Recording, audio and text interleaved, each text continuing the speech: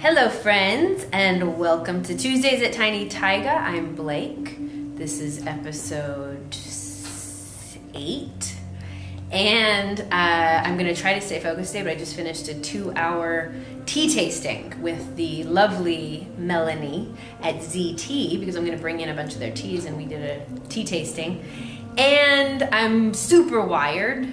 And I'm having to hold on to the table so I don't bounce around. So I'm going to try to stay focused because today I really wanted to maybe start to just tell you a little bit about my story, my health and nutritional story, my happiness story, my journey, because I'm 39 years old. I didn't just start this journey recently. I started it many years ago. And the point to all of that to me is to suggest to you that this is a lifelong journey. This is not something you're going to figure out and then never have to go back and tweak it and try new things. This is life. This is your lifelong journey, and it's to hopefully continue to inspire you to take total control and responsibility of your health and happiness and to be accountable for it. So for me, my journey really started more from a spiritual and philosophical place when I was very, very young. I have always questioned everything, and not to be rebellious or confrontational, but because the only thing that matters to me is really discovering and determining my own truth and to understand the truth of things the way that I see it so that I can understand my relationship to myself and the world around me. So from a very young age, I questioned everything. I questioned religion and authority, and it was more about just understanding. For me, starting from that perspective opened a door into health and happiness that I think maybe people come to sometimes a little bit later. I was reading Autobiography of a Yogi and Conversations with God when I was about 18, 19, and that changed my life and helped me understand that everything is connected and becoming more and more conscious and more aware and in tune with myself and the world around me. When I was in middle school and high school, I was very unhappy and completely disenchanted with the world, of no fault of my lovely parents and my perfect childhood and upbringing, but just an understanding that there was some hypocrisy and some skewed belief systems out there that I didn't want to subscribe to. I had a lot of trouble with my hormones. I had a 30-day period one time when I was maybe a junior, senior in high school. I was unhappy, and I had some skin problems. My skin was breaking out.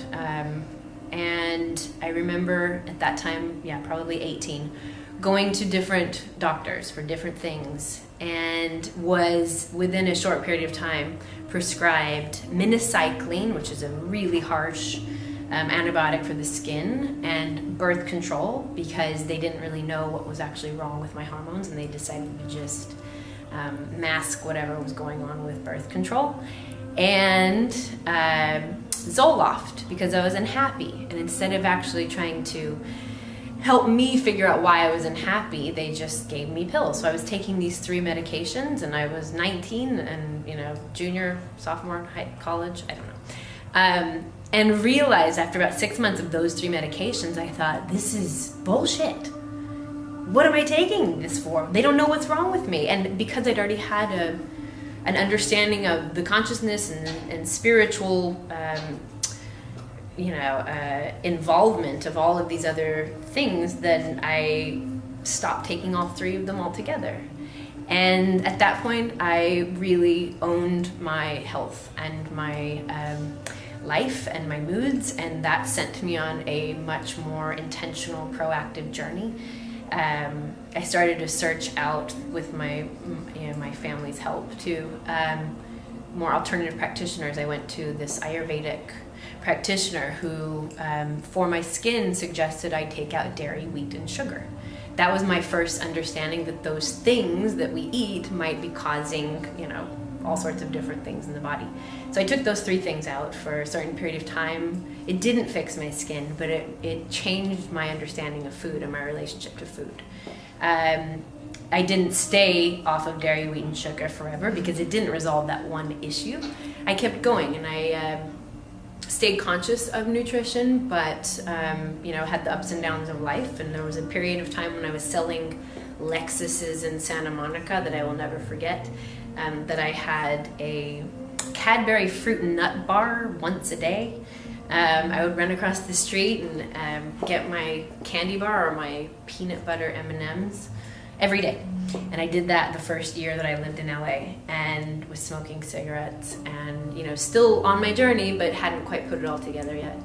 And then I realized that wasn't good and healthy. And I was constantly reading and studying and researching and searching. And eventually I came to the understanding that meat wasn't necessarily good for you. And so I took that out and didn't miss it. And through different experiences at different times, I'd taken out carbs. There was an Atkins craze at the time. I wasn't on that craze, but it was a similar type of approach, taking out carbs. I had a kinesiologist who suggested I was producing too much insulin and was trying to help me balance everything out by taking out carbs. And then I did some more research, and I ended up being a raw foodist and a vegan because my understanding at that time, and this was 13, 14 years ago, I was living in LA when this wasn't popular and there were no restaurants and no people talking about it.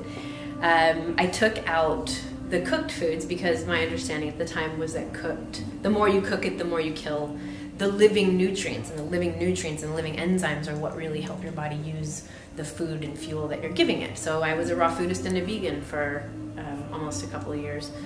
And I didn't cheat. I've been, very good about really diving into these different philosophies to understand how they affect me.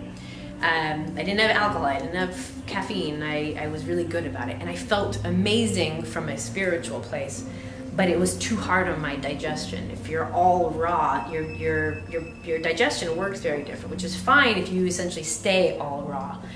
But it's a little bit harsh on the system, or very harsh on the system. And from different Eastern philosophies, cooked foods are more nourishing and more easy to digest and warming and all that stuff. So from that perspective, it made sense that lifestyle did not serve me either. That diet did not serve me either. But I took bits and pieces of that diet and then moved on to my next phase. My next phase was starting to incorporate more of the cooked foods back in, bringing in some of those other things that maybe weren't as harmful as I thought they were, and just trying to find a balance with all that.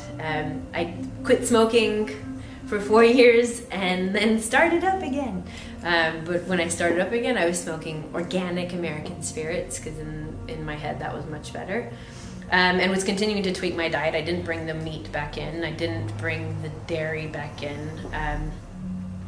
I brought in eggs and some fish back in. And then I moved to Austin. And Austin 11 years ago was, a desert for healthy food. I've not been one of those vegans or vegetarians that took out the bad stuff but then didn't really put in the good stuff or replaced it with some other bad stuff. A lot of people think that if you're vegan, you're healthy. No, if you take out the meat and you replace it with something else that is also not healthy, it's not really serving the purpose you intended it to serve. To me, the key has been not being on a diet or a fad or a trend, but more understanding the best way to create balance in my diet. And recently I've had some gut issues, and from my perspective, I'm thinking, how can I have gut issues? I'm very good about what I eat. I don't eat sugar. I don't do all these things. I did a candida diet for a while and studied a lot about the gut health and bacteria and all that stuff years ago. And really enjoyed that because it started to bring in all those different things that I was thinking was probably good and in moderation, but it wasn't quite enough. Where I am now is I'm thinking about bringing in maybe a really clean pasture-raised, grass-fed, local beef once every couple weeks or 3 weeks or 4 weeks. I don't know, but I'm playing with it because I want to understand what really is the best diet for me. And what I know is that super processed, artificial, GMO, blah, blah, blah, blah, blah. None of that's for me, and I don't miss it. I don't miss any of it.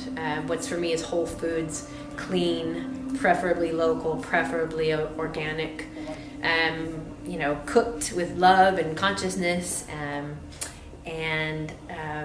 I'm continuously finding more and more of an understanding of my particular formula, my unique formula, and I'm trying to inspire everyone to be on the journey actively and proactively to find their unique formula too, because it's not going to be one answer, and it's your job to figure it out and to try things and to explore things and to ask questions and to search out help that is truly about the whole person and the whole mind, body, spirit relationship, because you're looking for a quick fix, you're not going to find it. So that's where I am in my journey, and it's been a long journey and an exciting journey, and a journey that I've taken great joy and great pains to be responsible for and to be active about. And I know that I'll be on this journey forever, and I don't mind that. I'm excited. I inspire you, or I hope to inspire you to feel the same way about your health and to get on that journey sooner rather than later. Thank you. Have a great day, and I'll see you next Tuesday.